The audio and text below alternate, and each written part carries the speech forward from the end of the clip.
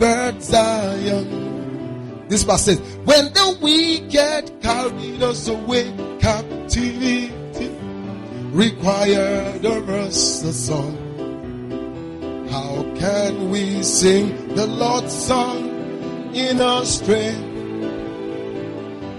Okay, that's very good. So God catch you now. Now all of us dey inside together. So when they say pastor of Potter's Family Church sang secular song, all of us we sang it.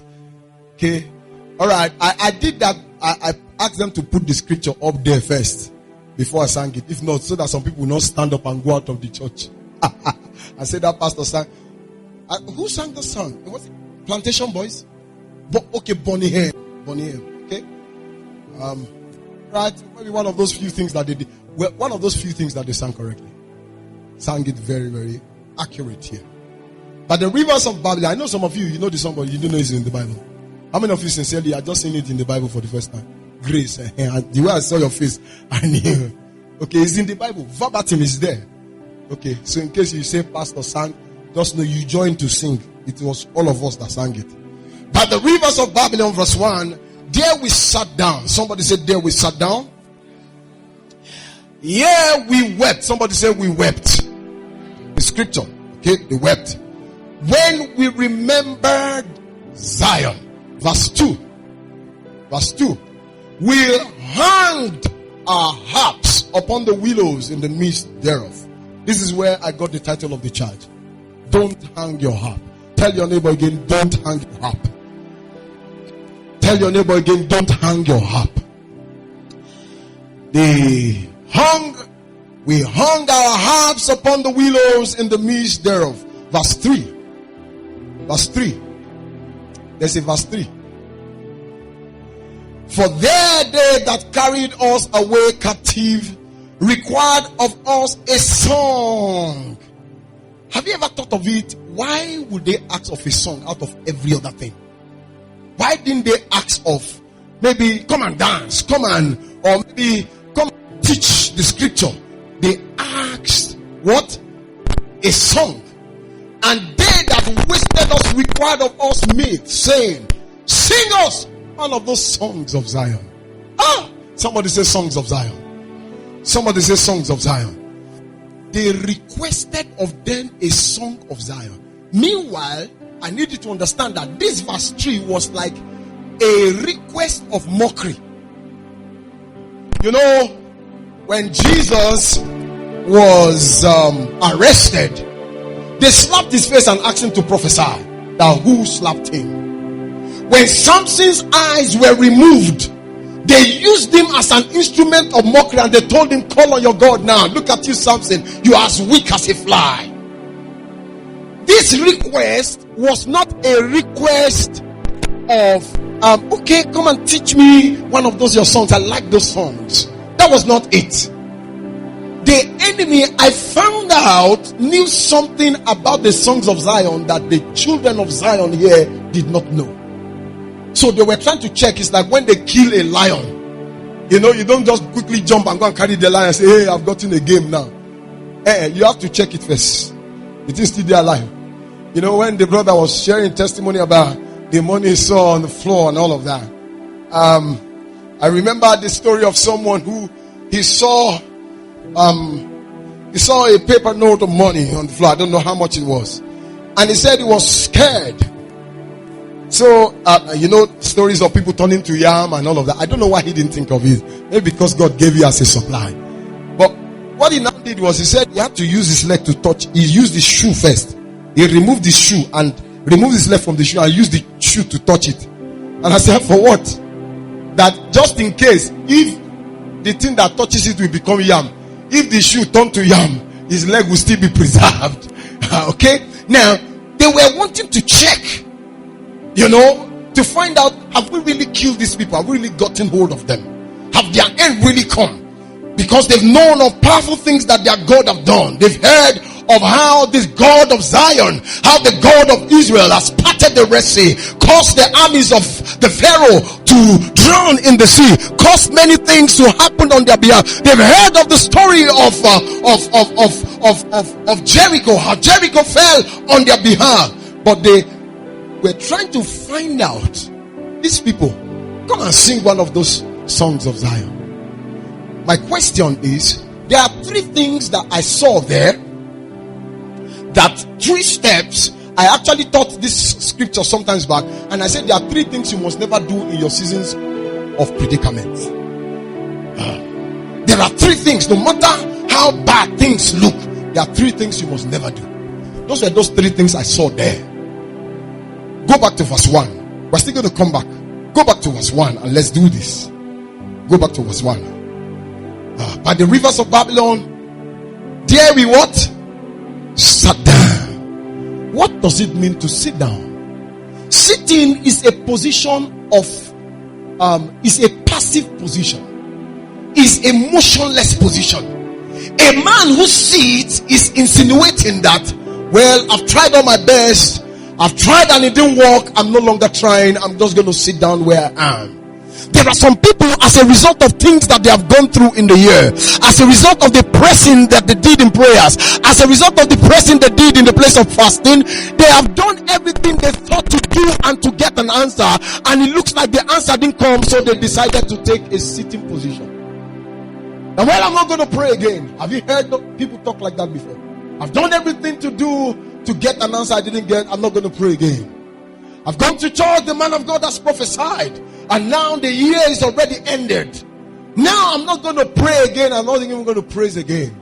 They took a sitting position. No matter how bad the enemy seems to have harassed you, never you take a sitting position. When you take a sitting position, your enemy looks taller than you. You see how small this girl is? If you sit down at sitting position and your daughter is standing, she may be up to your height. Anytime you take a sitting position, your enemies look taller than you. Never you let the devil get an impression on your face or in your actions that you have taken a sitting position. You may have been brought back flat, you may have been struck down, but ladies and gentlemen, don't be casted out. Don't get yourself out of your destiny. Don't conclude your destiny with someone who didn't write the destiny. Don't take a sitting position for the devil. When you take a sitting position, the devil looks stronger. Is someone hearing what I'm saying? So they sat down. Somebody said they sat down. Somebody said they sat down. The next thing they did was that they wept. Somebody said they wept. Somebody said they wept. Somebody said they wept. Now, am I against weeping? Now, I'm going to tell you this thing. Every time I preach this scripture, I always like putting it balanced. Because you know, there are some people who feel that, come, look, man, tears falling down from your eyes is a sign that you are a weak person. In some traditions, men are not allowed to cry. No matter who died, no matter how painful the thing is, men are not allowed to cry. Oh boy, you never see pain. And you know, listen to me, the walk of faith does not actually mean you don't feel pain. The walk of faith simply means that God bears your pain. You don't understand? That Jesus, our pattern example, Pastor, they flogged him, he felt pain, he shouted. Even before Jesus went to the cross. You know the Bible, the shortest verse, most of you know in the book of John. You know that scripture. And Jesus what? Jesus wept. So I don't like those faith teachings that try to tell me that come in the time of pain and that you should not cry. I will tell you the kind of cry that you should cry if you feel pain. I know some people, some so-called faith preachers don't believe in this one. But meanwhile, when they pretend that they are not crying, they go back and then they go and cry. A friend of mine was just telling me about a movie he watched some years back. And in that movie, there was one guy who was feeling like a macho man. He saw some babes. And then he crossed where he was not supposed to cross. And they felt he was crossing their territory and trying to toast their own babes and all of that. So they used some clubs and like sticks. They were flogging him. They were flogging his back. He was wearing a singlet. He was showing macho. They were flogging him. And he was busy bouncing. But they noticed that as they were flogging him, you know, to the end of the street, there's a sharp corner. When he was getting to the end of the street, he was walking faster. But they were flogging him. He was, as soon as he entered the corner, he rushed and he rushed and he started scratching his back. But when they were flogging him, he was feeling like Superman and trying to pose. My friend, the fact that you're a Christian does not mean you don't feel pain. There are some times that you go through some hard times and you weep. Oh my God, I don't know who I came to speak to. There are some times that you have gone through this year that made you cry. Some things happened to you and you wept. It's not bad to weep, but there is a kind of weeping that you should not weep. This kind of weeping was the weeping of sorrow, was the weeping of sitting down under a pain. This kind of weeping was the weeping that shows that the devil is actually in charge. This kind of weeping is that kind of weeping that put tears in your eyes and you no longer see the future. You know, there is even a Nigerian proverb that says that person when they cry they see road. That's the right kind of weeping. If you cry, don't become blind. Job was a man that saw tears in his time. But in the midst of seeing his tears, if he calls God, then he don't cry, he don't blind with that. Job cried, but in the midst of his crying, he said, though he slay me, yet I will praise him, I will serve him, for I know my Redeemer liveth. He converted the tears of sorrow to become the tears of joy and the tears of trust. The Lord, I may not understand. I'm not God, I don't understand everything, but in the midst of these tears, Lord, you get the glory. My hallelujah still belongs to you, Lord. I'm not going to cry under this pain as though I'm helpless. I'm not going to cry under this pain as though the devil is winning. In the midst of my tears, I'm going to send some worship to my God. In the midst of my tears, I'm going to give some worship to my God. Because you know what? The purpose of your tears is what makes the tears a negative or a positive one. When you cry under pain, it is a wasted tears. I hope you know that tears do not bring answer prayers. If God answers to people's tears, and I'm going to set a balance on this. If God answers to tears, many people that are crying, God will wipe their tears. God answers your prayers, not your tears. Is someone hearing what I'm saying? Let me show you one kind of tears. You see, that one I showed you now is the negative kind of tears. The positive kind of tears is that purposeful tears that is turned to worship and praise before God. That one, the Bible actually calls it a seed. If you see a man that weeps under that kind of thing, under that kind of atmosphere, see, fear it. That's what the Bible was actually talking about in the, with the psalmist. When the psalmist was saying that God actually takes notes of your tears to a point where he puts them in a bottle. Have you seen it in the book of Psalms? It's there. That's the kind of tears that God counts. The purposeful tears of praise, of worship. Psalms 126. We'll come back to this scripture. Wherever you find yourself, no matter how tough it looks, don't sit down. Don't weep. And the kind of weeping I'm saying, don't weep. I'm not saying that sometimes when, oh Lord, I've had that happen to me many times. That I went to the presence of God in worship and in praise. And I said, Lord, you know I vowed that I'm not going to stop praising you. It doesn't look pleasant. I don't understand it. But Lord, my praise still comes to you. My praise rise from you, King of Zion. My praise rise to you, the monarch of Zion. I don't care what I'm going through right now. I don't care whether what I'm asking and believing you for is here or not. All I know is that I vowed that as long as you leave breath in my nostrils, you get my praise. You get my praise. Somebody say, God, you get my praise. Any day, anytime. Psalms 126 from verse 1.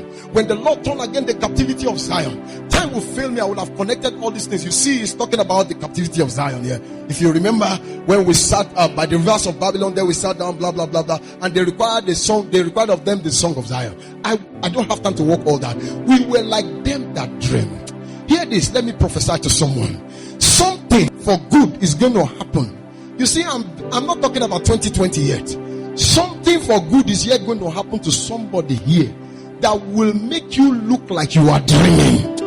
something for good will happen to you before 31st, it will make you think that it is a dream. You know, the other day when the angel of God came and set Peter free from that prison, the Bible says as he was walking out, he thought it was a dream. He thought it was in a vision.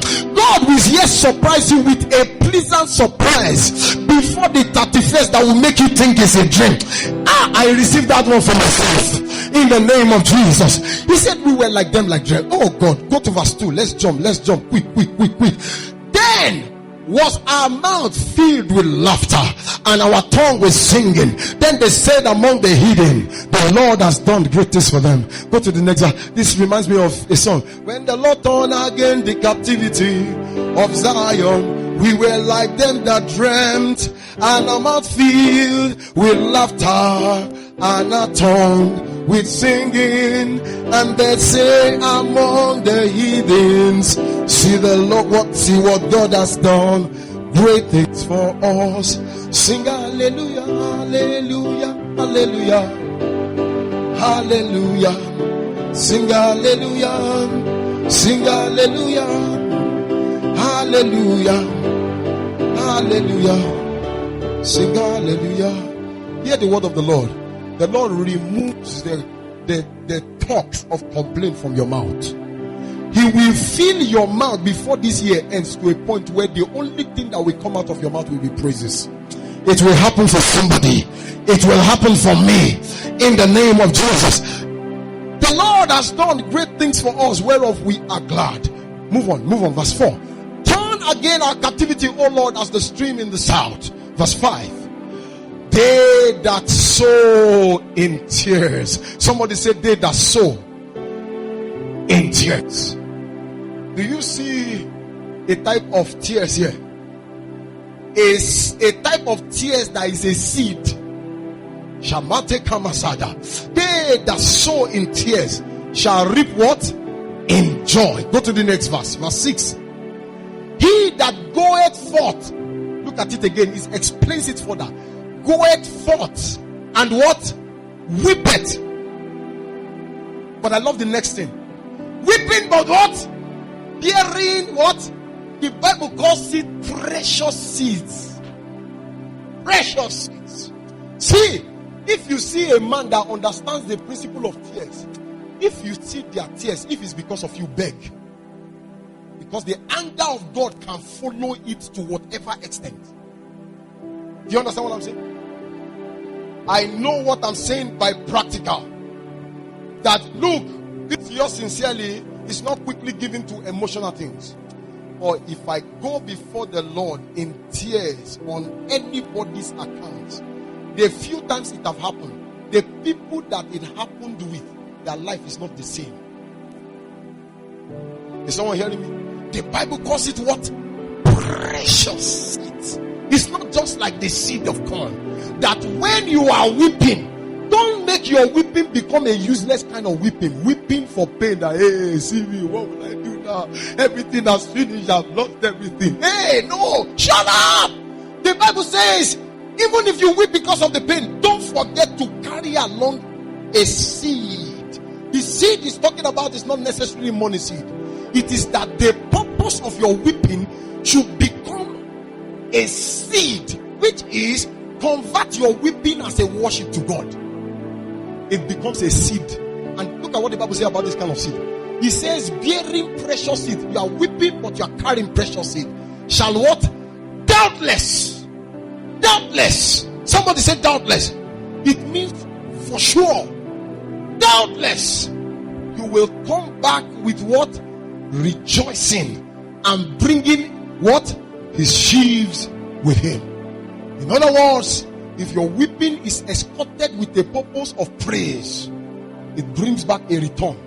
That return is called it comes with what? Rejoicing and bringing in the harvest. It brings a harvest, and that harvest is not a harvest of sorrow. So listen to me.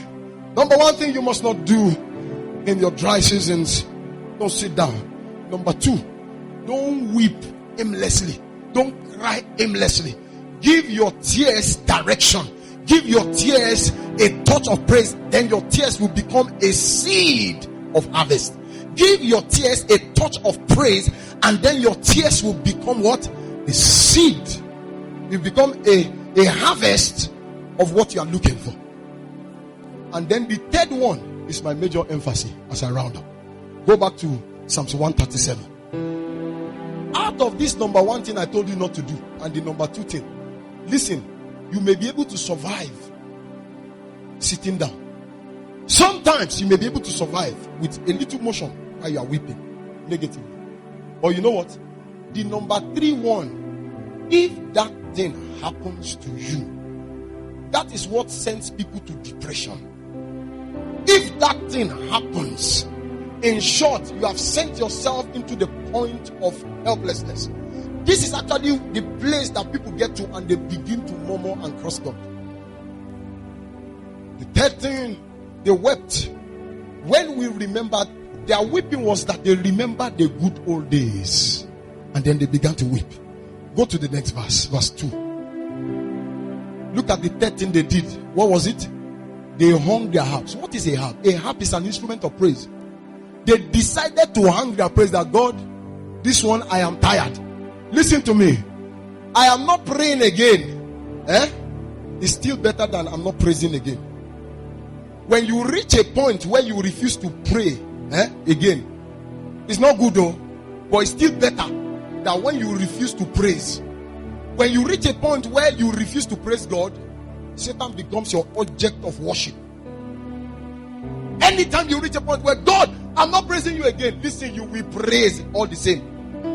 You may refuse to pray to God and you keep praying with God, but somehow unconsciously you are still talking to him. You say, God, I'm not going to pray again. Yet when you were going out in the morning, you say, Lord, as I'm going out in the name of Jesus, I declare your protection, I declare.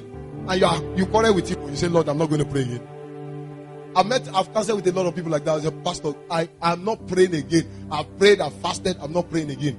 You're not praying again. But that morning or in the night, you wanted to sleep because you're afraid that witches and wizards may pass. Say, Lord, please protect me as I sleep. The God you're quarreling with, you still talk to him. But see, praising is different too. When you refuse to give your praise to God, a man or a deity or a demon will take that praise. So these guys reached a point where they now took their harp and they hung it. Remember, when they sat down, the enemies did not mock at them because they knew there was this small life. Have you seen those wrestling matches before? They'll beat somebody blue black and the person's back is already is already on the floor. Then he will just summon strength from somewhere, and then you see the same person head boot, and then before you know anything, he knocks out the other person. Have you seen those kind of wrestling matches before? They knew that was still possible when these guys sat down. They knew it was still possible when they were weeping. But they knew that this third one is the final. If the devil deals a blow on you on this matter, he has hit you where it matters most. So as soon as they saw that this guy, okay, we have successfully gotten them to hang their harp, then they now say, okay, let's check. We are finished with them. Let's check if they are still alive. Let's check. And then verse 3 now says what? For there they carried us away captive and required what? They could not hold them captive when they were sitting. They could not hold them captive when they were weeping. As soon as they hung their harp, the next thing that happened was what? Captivity. The moment the praise of God disappears from your mouth, captivity sets in.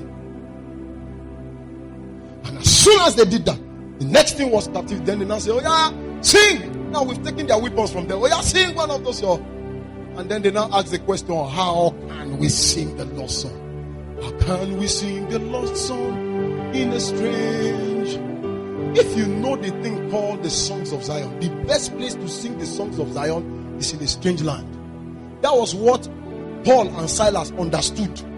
If these guys were in the state of Paul and Silas, they would have said, well, there's no need. We've done all that we can, and God is not answering us. No problem. Let's just stay in here. And then they'll pick a quarrel against God. But Paul and Silas understood this same principle, that when you take your song of Zion into your dark moments find light by your songs. I told you that thing. I showed you that scripture in Job 35 verse 10, that there's something called the night song. There's something called the God of the night song, the God that giveth song in the night time. I said all these things just to encourage someone here, to let you know that the year is about coming to an end, but your God has not come to an end. You are serving a God who sits in eternity and he controls the affairs of men. You are serving a God that created the whole universe in 6 days. In 3 days he can remold your life. You are serving a God that brought back dead Lazarus after he was 4 days old corpse. Ladies and gentlemen, you are not dead yet. You only have an issue in your life. If a dead 4 days old corpse came back to life, you are not dead. I tell you, your life is coming back to normal in the name of Jesus. My charge for you as we round up the 5 Super Sundays of praise is: never let the devil make you to hang your harp. Tell your neighbor for me again, don't hang your harp. Tell your neighbor for me again, don't hang your harp. Tell your neighbor for me again, in 2020 your harp must keep active. In 2020, I love the testimony of Joe Rich once again. He seemed to be, the devil seemed to have focused on him because he has been the one that was leading at 31 days of praise challenge. So he thought he could come. When I saw that thing, the thing excited me. I was just looking at how are we going to do with this young man and all of that. They stole his phone that very same day.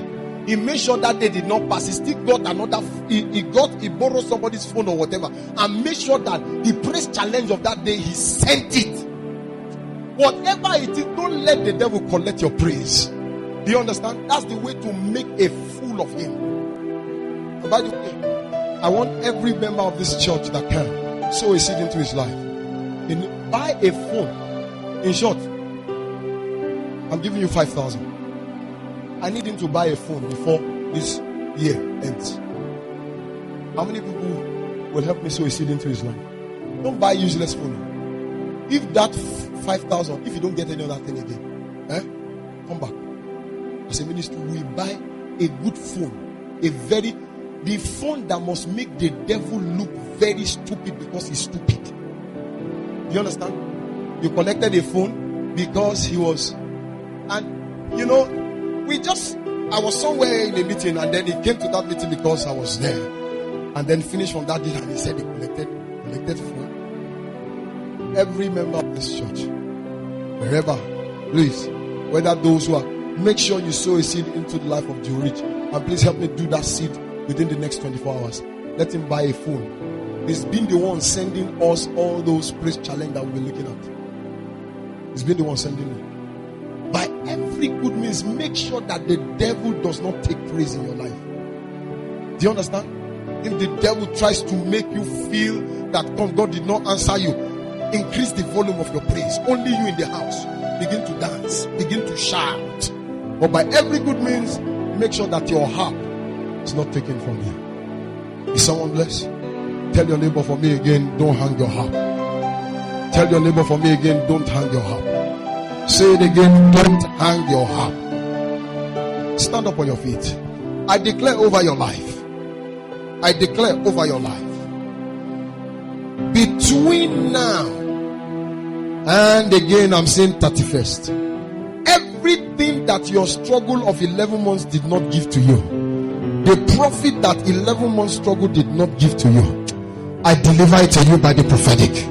In the name of Jesus. And I declare to you that 2020 is going to meet you on a positive note. Father, we give you praise for everything that you have done, for all the miracles you did, oh God. Lord, for those you touch and transform their life on this pulpit. Lord, we are grateful. Only you could have done this. There's no how we would have done them. These things can only be attached to your name. Dear Jesus, we are grateful. Take the praise. Take the glory forever and ever. And somebody say what? Amen. Sit down if you can.